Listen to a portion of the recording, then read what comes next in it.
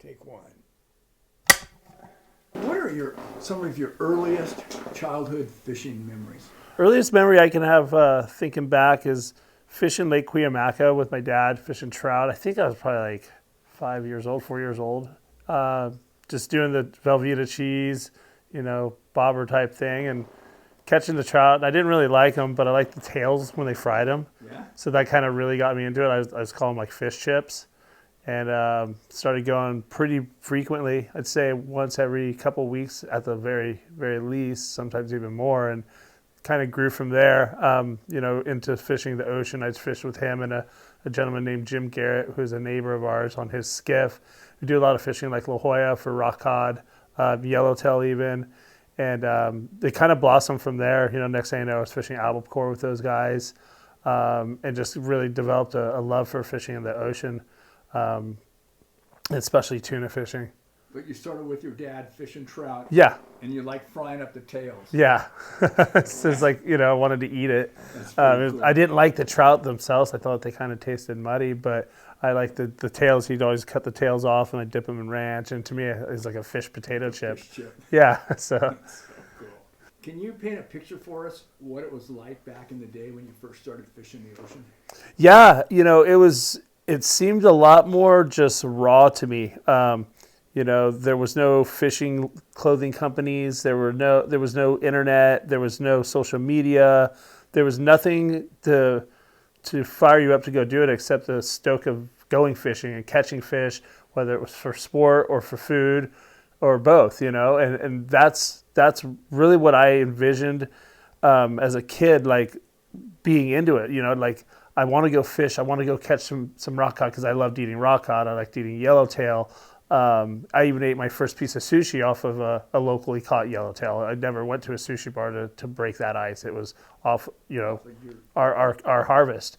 And then, as you grow into fishing, you realize, oh man, I caught like a 22-pounder on 30-pound line, and I want to catch a 30-pounder on 30-pound line. Or, you start setting these goals as like a sport angler. And that really, really fueled the fire for me, catching stuff on the surface iron, catching them on different lures, always having like a new goal. It felt like there was no ceiling, and that was at a really early age. And even my father would be like, geez, he's like, dude, just fish 40-pound and kill one. And I'd be busting off fish on 25 or 30-pound. I wanted to catch these fish on lighter line, or, I had these goals. And, it's grown into now it's like, I want to catch a 300-pound tuna on a flying fish, or, you know what I mean? Like there's different like goals and different things we can do since the sport has grown and the technology of tackle and everything's, changed so much.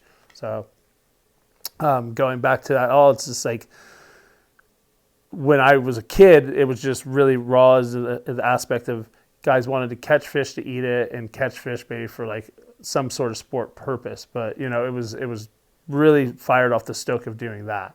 Well, it's like you said, it's such a uniquely individual sport. Yeah, absolutely. It's like, you can have one goal and break that really quickly. And then it's like anything. I mean, in life, I've always been a person like I just want to achieve more. I don't like having a ceiling whatsoever. And fishing for me personally always gave me something, or still does give me something to always strive and achieve for. So it is an aspect of very, very personable sport. Personal goals. A lot of times you go out by yourself to do it. I go out on my skiff by myself all the time. It's sometimes a way for me to get away from society and just the traffic and the phone and everything, and go try to achieve a goal. Yeah, I mean, it's waking up early with a hunch, on your mind of where to go, where these fish will be, where to go if they're not there. It's a challenge trying to stay on top of these things, and it's just, again, I don't want to overuse the term raw, but it's just raw. It's like what you've learned, what and putting it all together and getting lucky. It always keeps you on your toes. It always keeps you chasing, what you want to, achieve as far as catching a fish or catching multiple fish or limits of this, or, the essence to me is just, all that, all the above, and then team that with being on the water. It's like, I was born and raised on the water, and that's where I belong, I feel like. So, having something like fishing to use as an outlet and use as like something that fuels my fire has been amazing. Just the only other thing I can think of that matches that is surfing. It's just like, it's just being on the water. I don't like really enjoy the term waterman, but it's the closest thing to describing it all, like being a waterman, being part of the ocean. It says your daily commute, your daily release, where you get your food, where you get your stoke. That's the essence of it to me. It's almost like you think it's in our DNA. Yeah, I think it is. My grandfather was a very, very avid fisherman. My father was a very avid fisherman. Once I was old enough to realize what was going on when I was going fishing, I became an avid fisherman. It wasn't forced upon me at all. I could have went and played baseball. I could have went and played football. I could have went and skateboarded. I could have done anything, but that's what I wanted to do. I wanted to be on the water chasing fish. Yeah, I always had I've always looked up to Brian Bingham. He's a local captain from a large family of mariners and fishermen. He's always had the raddest attitude. Just been, always a go-getter, never gives up, always drive away from the fleet. If, he had a saying, when in doubt, go way the fuck out, and I always thought that was so cool. He ran the International Star, and my dad fished on that boat quite a bit with him and Brian Haslam. And I remember one trip in general, God, I think I might have been like 8 or 9 years old. But I was with my father and his other buddy, Jim Garrett, and we're on the boat. And they all know the captains and the crew took really good care of me and all the youngsters that would go fish on it. But the fish were missing. It was a big wad of albacore, and nobody could find them. And back then, there wasn't Terrafin or side-scan or any of that stuff, and guys had to break apart in their code groups and go find them.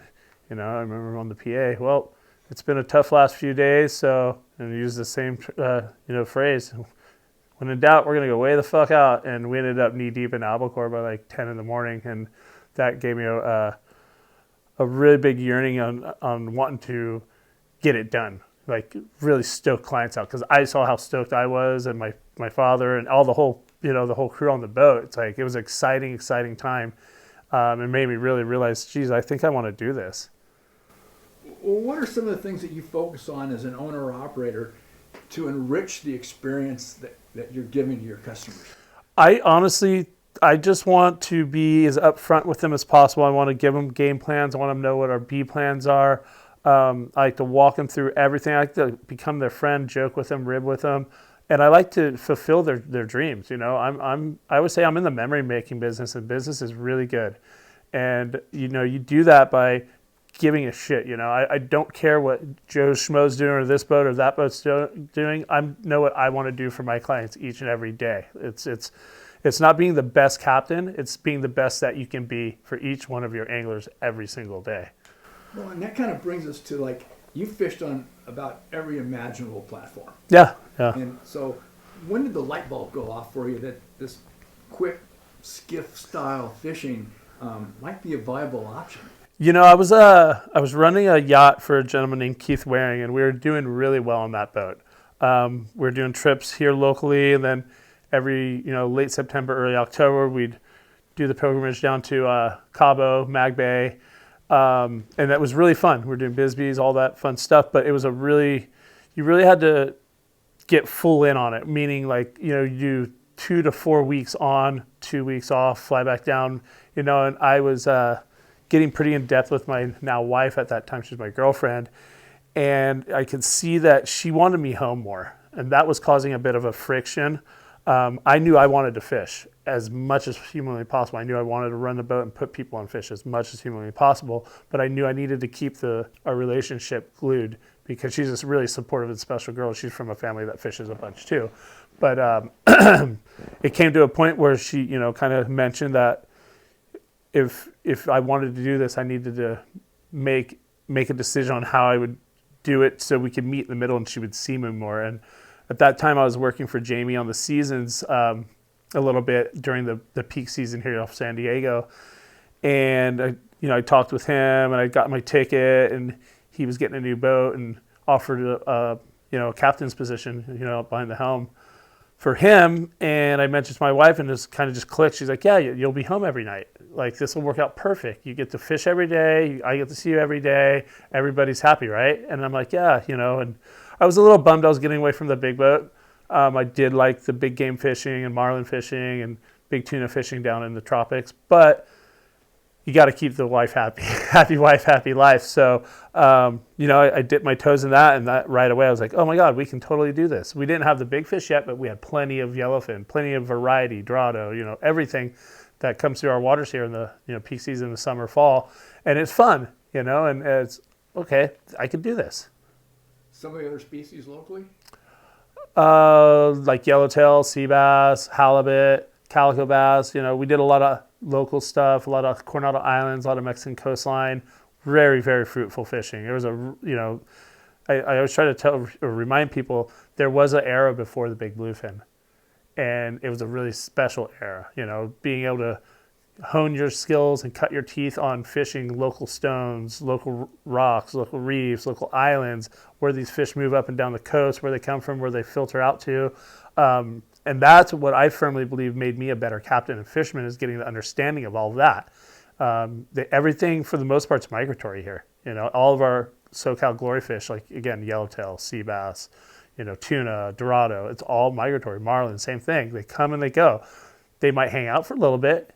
It's where they're hanging out and why they're hanging out is like the most important thing. And I think if you can get understanding on those species, then you can understand tuna and bigger fish to an even greater degree easier. So, squid nests. Yes, squid nests. That was a big thing for us. I'd say like 2010 through 2015. Down in San Diego, we see a big influx of the market squid. We were having nests pop up anywhere up from Oceanside all the way down into the Baja coast, down below Ensenada. And that provided a whole different learning experience for us. I'd fished a couple squid nests when I was a kid with my dad in La Jolla. I just thought it was cool to catch squid. They caught a couple of white sea bass, caught sharks, bat rays, and fishing at night. Like, the allure of it was pretty cool. And then when it returned, and that cycle happened again, it was like, wow, this is pretty amazing. These fish are growing. The eradication of gill nets on the coastline really, really helped with the growth of white sea bass, both the size and the numbers. And that provided a really good charter atmosphere for our clients for, a good handful of years. You throw in big yellowtail, halibut, that was really, really cool. And I hope that we start to see that again in San Diego here in the coming years with the water getting colder again.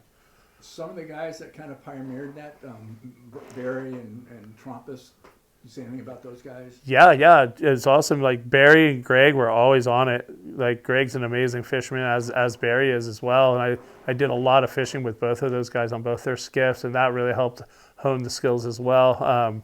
I've story after story about fishing with Greg, and like, just diehard attitude, never stop, days at a time out there until we filled the boat. It's like, commercial limits is until you almost sink the thing, and we had a lot of that. It was epic, super epic. Angry skiff guy. Yeah, ASG. Do you have any experience with Bill Poole? I don't. I'm very familiar with Bill Poole. I'm from Point Loma. I never worked with him. I fished the Excel one time. He wasn't running it, but my father fished with him a bunch on the Royal Polaris, and had trips of his life. I remember coming home from school and having our whole front yard filled with wahoo and yellowfin from trips on the Royal Polaris from my dad and Jim Garrett going with him. And that was another thing. I was like, wow, man, I want to go do this big tuna fishing thing. This is awesome. But at that age, I was kind of locked into school and not able to get out on the boat. But just seeing the impact he made on our industry, taking anglers and sportsmen that extra distance to fulfill their needs and dreams of catching big fish on these beautiful big rigged boats. Like, that's huge. Like, still to this day, I think San Diego and Southern California in general has a very unique fishing fleet. I think it's probably the only one in the world, as far as I know of, that provides this kind of service where you can do these trips up to 25, 28 days, like all the way down in the tropics, way below the Cape. And, God bless him for bringing that to the forefront for everybody. That was a huge thing in the history of our sport. And we're really one of the only fleets in the world that utilize live bait. Yeah, Everingham Brothers is without a doubt the biggest live bait service in the entire world. And I try to remind my clients and educate them on that all the time. You know, being that I've been traveling a lot, I have a lot of the guys that I fish with in other countries come out and visit now. So they see what we're doing, like, oh, wow, that's so killer. Like, we want to come see you. And then I roll up to the bait bars to grab bait, and they're like, whoa, how do they get this? You know, I explain the whole process and just let them know, like, this is a very, very special deal. We're very lucky to be able to come here and tie up the boat and get, 10 swings of bait, high quality sardine that the fish want to eat, and not have to go catch it. That would take so much time out of our day, And it's always cool when the big boats come in and do the offload of bait, they can actually see the boats that are bringing it, the whole process. And it's, we're really, really fortunate to have that. And those bait haulers work all night, right? All night. They don't stop, especially during peak season. It's right there off Mission or Imperial Beach every single night. They've got the supply and the demand, so they supply and we keep demanding it. I mean, live and die by the kite. I know there's other things that people use that are popping up left and right, but we live and die by the kite, and it's really rad to do. We were doing it in Cabo around 2008, 2010, 2012, like that whole thing. I was going deckhanding and then eventually running a boat down there, and we were using the kite and the old braid flyers and whatnot on the Gordo, and that's where I first learned. And when these fish showed up here, originally they actually showed up in 2015 is when we started getting our first triple-digit fish, albeit on like surface iron and kind of getting our ass kicked around by them. But when they really showed up thick in 16, it was straight to the kite. And it was instant. I mean, the first time I put the thing up, I put out a yummy, it was bit. It took maybe 5-6 minutes. And I was like, oh, God, this is going to get good. Put it out again, more bites. It's like, oh, shit. I can't believe this is happening right here. It's all big fish. I think the first one that ate our flyer was like 180 pounds. Like, oh, boy. You always know there's bigger ones, or at least you want to think there are. Remember that ceiling thing? More goals. So, yeah, now it's like it's evolved from the plastic or rubber flyers to, real flying fish. Guys are getting the helium tricks down. There's more than one. And it's cool because we're taking a page out of history's notebook. This all started here. And we had a trip this last year, fish route behind Catalina, and we're on our way out, and we saw a huge breezer right off the slide. Like, literally saw the parasail boat right a quarter mile away. And I'm like, throw the thing out. Skips it, boom, tight. And that day, I think we ended up putting 6 on the boat. And every single freaking bite we had, I would just look to my clients and just tell them, do you guys realize how special this is? Like, as far as I know, in this cycle, these fish have not showed back up to this exact locale where this all started over 100 years ago. And every bite was so special, like gave me goosebumps. And to be able to do that and to look at Avalon and look at the Tuna Club and just realize, geez, this is where history of this started. It was mind blowing and really, really special. So that's a day I'll never forget the rest of my life. So. And the explosions are like a Volkswagen. Oh man, it's violent, very, very violent. There's no doubt that you're bit or they're trying to eat your bait. And it's just the excitement of it all and the proximity to the island and, just these are clients that a couple guys had never done it before, a couple guys had, but just the new guys are just like, what the fuck's going on? This is absolutely mind blowing. Like, oh, we're tight. It's like, how do you know? It's like that's the other line going down. You could almost hear the clip being popped that day. They were eating it so good. Epic. Yeah, absolutely epic. You guys are living history. Yeah, reliving it, and it's like paying with every bite, it was like paying homage to Zane Grey and to all the guys the forefathers who did this and started this for us. Like, you got to give the hats off to the guy that made the linen kite. It's like, dude, we can't get a bite with a flyer on a 200-pound line or whatever they're using. We got to put this kite up and their bit. It's like for it to go full circle again and come back to now and being able to do it with the technology we have, the fast boats we have. It's truly special. I feel proud to be able to help refine the whole thing with everybody, for these guys. What are some of the similarities or differences between what you guys are doing now, techniques in the smaller boats, than what they did 100 years ago? I think the number one thing is we have motors. We can go faster, a little bit more space for fish. But, it's like the helium tricks, You can do one balloon now. It's pretty popular, and we're doing 2 balloons now, directly to the line to give it even more lift.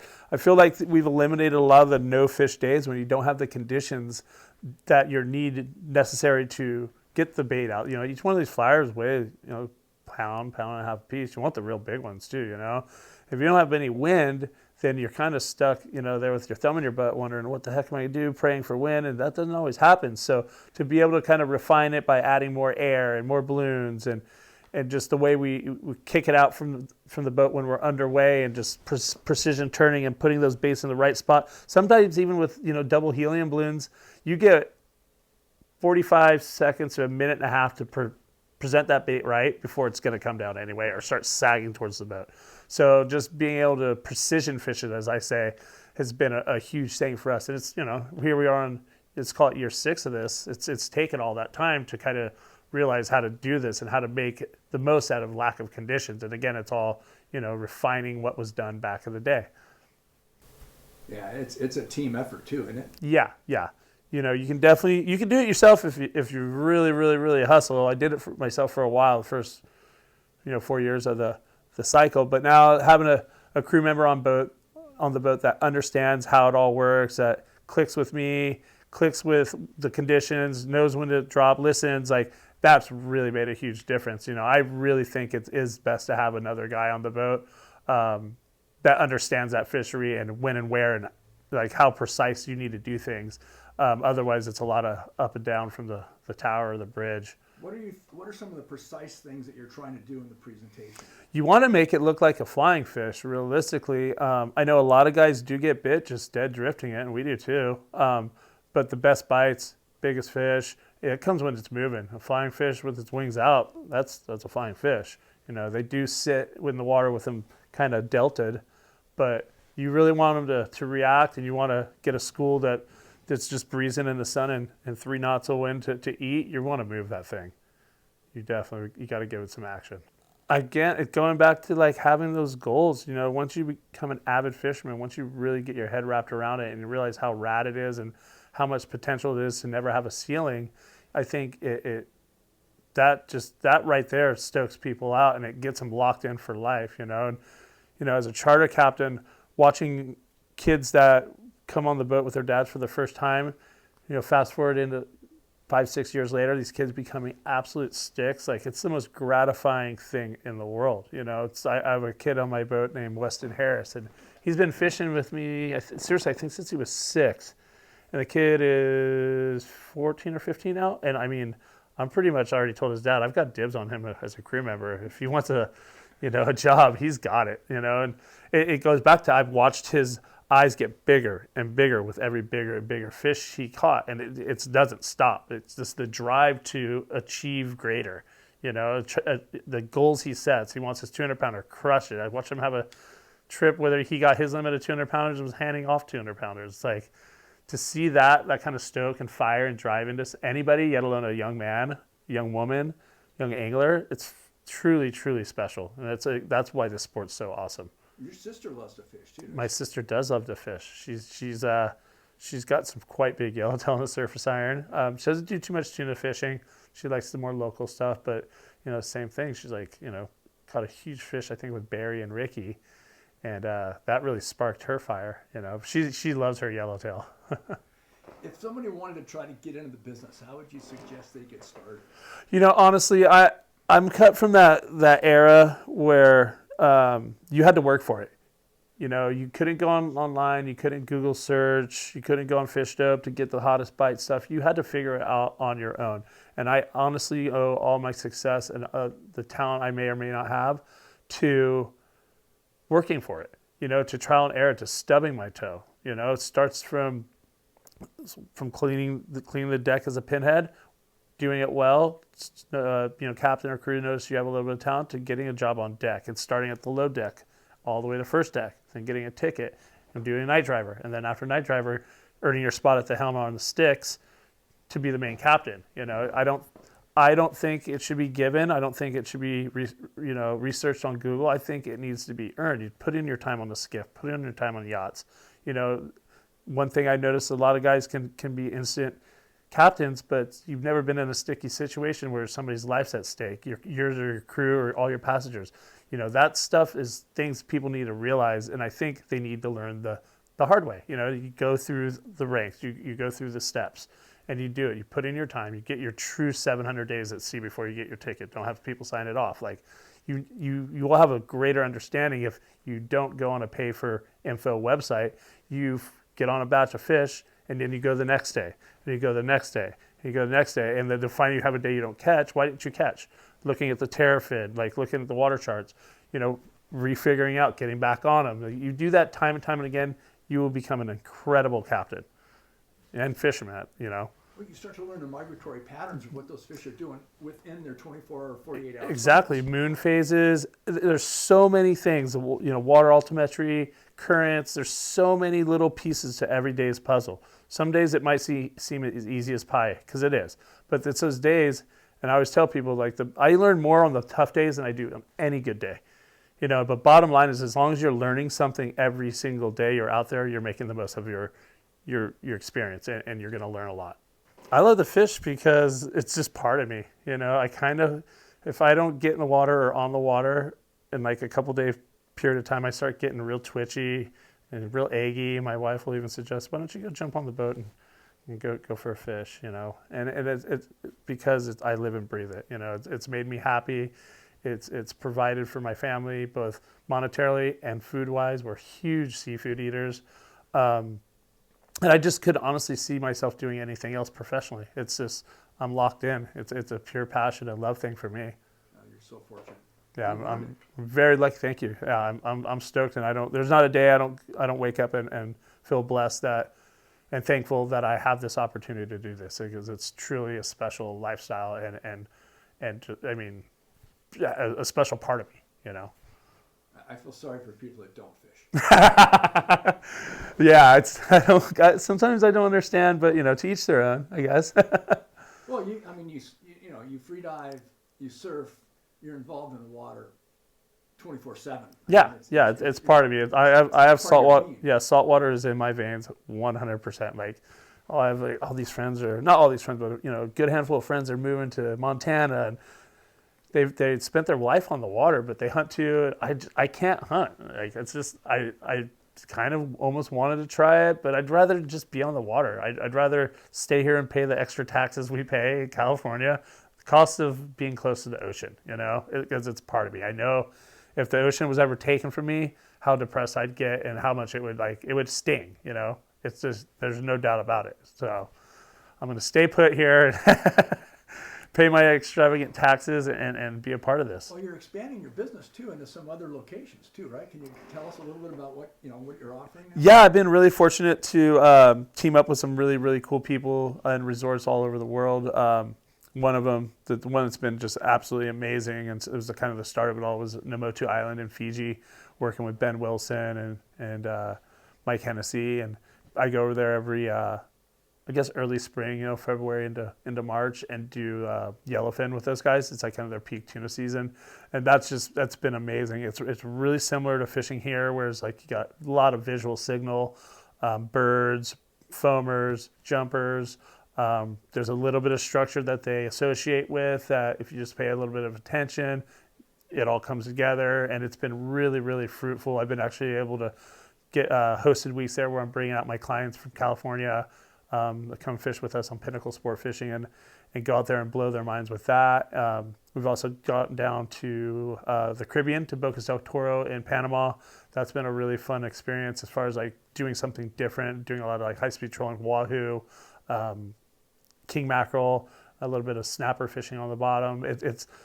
But it all goes back to reading the ocean, the conditions, and what Mother Nature's giving you, and how you monopolize on that. And then the new one we're doing is Palau in Micronesia, and we're really going to try to expand their fishery options as far as variety. They have so much stuff over there. They've been protected for the last dozen or so years from gill nets and long lines, and the ocean's just thriving there. So we're going to go try to take our way of doing things down there and bring our people down there and see if we can blow a few more minds.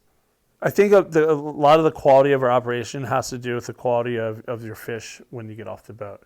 We're taking 350 pounds of ice per trip. A lot of our trips, on 2 of our boats, we limited to 3 anglers, so that's 6 fish. On the 28, we're limited to 4 anglers, that's 8 fish.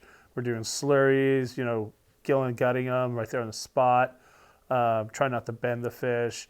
Just, treating that fish like you would treat it if it was your own, And it's been rad to take these fish to the processors and have like guys like Sean and Drew and those guys go, wow, these fish, because the quality of these things are incredible. They've done posts and given us pats on the back, which, that just stokes me out. And I just know the end product for our clients is insane.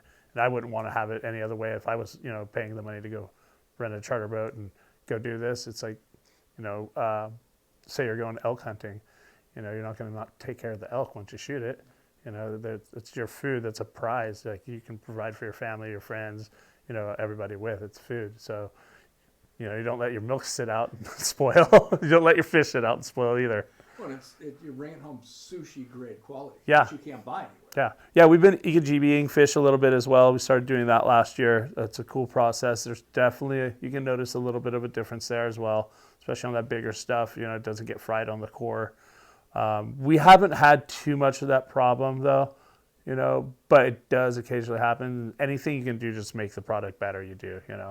And if you don't want to keep the fish, you have the option of doing. Yeah, that's another thing we've done a little bit of, especially with the smaller to, I just call it like 30 to 100 pound bluefin. We have done a bit of catch and release and documented it. It's fun, If we can get the hook out right there, awesome. If not, we're fishing circle hooks. So it's corner of the mouth, it rusts right out, and the fish gets to live another day. Fish might be a little smarter next time someone hooks him, but that's for that guy. Have you done any of the deep dropping locally? Yeah, that's been a really, really cool realm to step into is kind of teaming up with a couple of my friends who do buoy set gear and kind of putting their rigs into like a sport fishing fashion, meshing it together. And we've had some pretty good success. We had fish up to 312 pounds, lots of bites. And it's truly amazing to see how much of these fish are actually here at certain times of the year. It's the first trip I went with my buddy Danny Fuller, and he'd been telling me to go, or he wanted to take me for a couple of years, but at the end of the season, I'm just trying to keep grinding out tuna with now 2 other boats. I had the option to put everybody on those boats and go give it a whirl. First drop, we hang a fish, and we're fighting it on the on the hand crank rod, and we have our buoy out, and the fish is about probably 100 fathoms from the boat coming up, and Danny goes, hey, I don't want to get too far ahead of ourselves, but look over at the buoy. I'm like, what's that mean? He's all, we're double, dude. I'm like, okay, this is pretty cool fishery. I think it's going to be pretty viable for charters here in the coming years. I mean, it is a charterable fishery, but there's a lot of swings and a lot of misses, and that's going to improve with the learning curve of it all. I don't think even the buoy gears guys have it mastered yet, but I truly do think and believe that there is enough fish here to provide for anglers to charter out a good portion of the year. It's just, we're putting the pieces together slowly, but the bites come.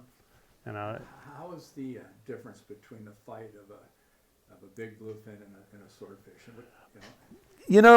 Big swordfish or just swordfish in general, a lot less predictable. Bluefin, it's pure muscle, pure power, and they pull like a tuna, albeit a way bigger tuna. Whereas we've had swordfish that we wound right to the tip, and then we stick the flyer in them, and it's a whole different story. It's like wakes up, starts tail walking, like multiple seconds out of the water with the flyer rope straight attached to the cleat, like drenching, like water in my boots. But the fish didn't fight a single lick the whole time until that happened. And then we've had other ones where we're just like, dude, this thing will not die. 2.5 hours later, like, oh my God, we're still pulling on this thing. It's a 200-pound fish, beautiful big fish, but fighting like it's a 1,000-pound fish. And it's smart as well. Won't let you get near it with the boat. Won't let you get in position to cut it off to hit it with a flyer. This right under the boat, right back under the boat, jump. Right when you think you have a flyer, turns purple, lights up, goes under the boat, jumps, burns you off on the bottom paint. Very, very cunning fish. We had a fish Matt Barlow was on. that was probably an hour and a half into it, and were following it because it just kept dumping line on the surface. So we kind of kept it taut, but followed it around just so we didn't get too stretched out on it. And I was like, oh, look at that huge kelp. Wouldn't it be incredibly fucked up if that thing swam into that kelp? I shit you not. 30 seconds later, that thing lit up and went straight into the kelp and jumped through the kelp. It's a smart, smart fish. And we ended up losing that one too. they are truly the gladiators. Yeah, like I said, I think a lot of the times the ones you land that come to the boat click didn't even know they were hooked, or they weren't scared of you. I had another one that we landed, upper 200 double marker fish, that right before we hit it with the flyer, it stopped and looked at my Yamahas and beat the shit out of the props. Came up with just chips all out of its bill, and we just hit it with a flyer, and the thing went absolutely berserk. But it attacked my motors. We're just like, what the fuck is going on? This is so gnarly. Like, this fish is ornery as they get, you know. I don't think they're scared of very much. It's the most ultimate fish I've ever caught in my life. Yeah, I mean, hands down, bar none. Yeah. The most intelligent, hardest fighting. Yeah. I mean, it was like a war. Yeah. It was a battle. The rad thing is, again, it goes back to the whole ceiling thing and goals thing. Like, I think the ceiling is so high for sword fishing right now. Like, admittingly, like, anybody thinks that they're good at it right now needs to, like, reconsider what they just said, because there's so much to be learned. You look at the guys on the East Coast, like, even those guys have a lot of questions still, and they're whacking those things on a way more consistent basis and almost throughout the entire year, where we have like a set season, you know. It's again, we're just piecing together little by little, but I think this fishery has a lot more to offer than a lot of people think, you know. I think it gets really impressive at times, the numbers. You know, we have two bodies of fish. We have the Western fish, the Hawaiian fish, and the Baja fish. So it's like, when those two bodies of fish join, there's got to be some absolute volume here, you know. You have days where guys are getting 5, 6, 7 bites, 2, 3 fish. A boost that guys are getting way more than that. Like, there's definitely a biomass at times. So as soon as we can figure out, you know, how to follow the school a little more, you know, right now I kind of think of it more as like a swim through for sea bass, you know, and you'll see it like ding, ding, ding. Guys will get bit like in a row, ding, ding, ding, ding, ding. And then, like, where are they traveling? Why are they traveling along that fathom line? You know, and it's like little things like that we're going to start learning and figuring out. That's just one little variance, you know, but that's going to increase our catch more, you know. Why are they eating hake, or why are they here with their bills in the mud eating, you know, sand dabs and flea cod? You know, we've had fish that we've hung up or strung up that just 7 pounds of flea cod and sand dabs on the deck. Like, whoa, huh. You know, when are they doing that versus when are they eating hake, when are they eating squid? You know, there's a lot of pieces of the puzzle to still happen. That's going to keep this fishery really exciting. We got some great sand dab grounds here, too. Yeah, exactly. When are they in the mud, That's you know? candy. Yeah, exactly. Sitting in the mud. Yep. So, yeah. An amazing fish. Just an amazing fish. Yeah. They feed the whole neighborhood, too. It's so rad. And now it's funny because I have neighbors and friends that don't fish, like my dog sitter, but he loves to eat fish, but he only likes white meat, mild fish. So we got him on the mahi, he's stoked. And then we caught a couple big halibut. Gave him halibut. He's like, oh, yeah, I like the halibut. And I gave him swordfish, and he freaked out over it. And a year later, I was like, hey, you know, see if you want to watch my dog. I got like 5 pounds of rad Alaskan halibut my buddy just brought down. He's like, yeah, you got any swordfish? I'm like, what did I do? I'm like, hey, so you know, they're not readily available like that. But I like to give them stuff we harvest or friend harvest, you know. That's the best eating fish. It's so good. So good. So much you can do with it. Oh, they're just, those eyeballs, those eyes, just. Yeah. It's highest respect. Yep. Old blue eyes. Highest respect. Boom. Right on, dude. Yeah. Thanks for having me down. Oh, thanks for coming. I'm stoked to be a part of this. I'm really excited to see what you're going to do with this. I've always been a fan of your work, and Thanks.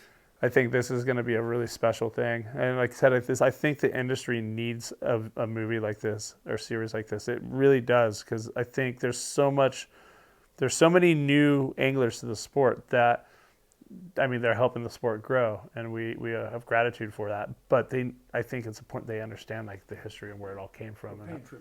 Yeah, paying tribute, exactly. It's like, so that's so important to me. It's like I still watch Endless Summer. Yeah, I still do. me too. It's rad. Me too. It's like kind of reminds you about the roots of everything. That's So what I'm thinking this is going to be. It's basically my goal is to do the endless summer of sport fishing. yeah, that's And so super it's more rad. about the emotion and the context and the oneness Yeah, that we experience as anglers. Yeah. You put a rod in your hand and your life changes. yeah, totally. Awesome, dude. Okay. Cool.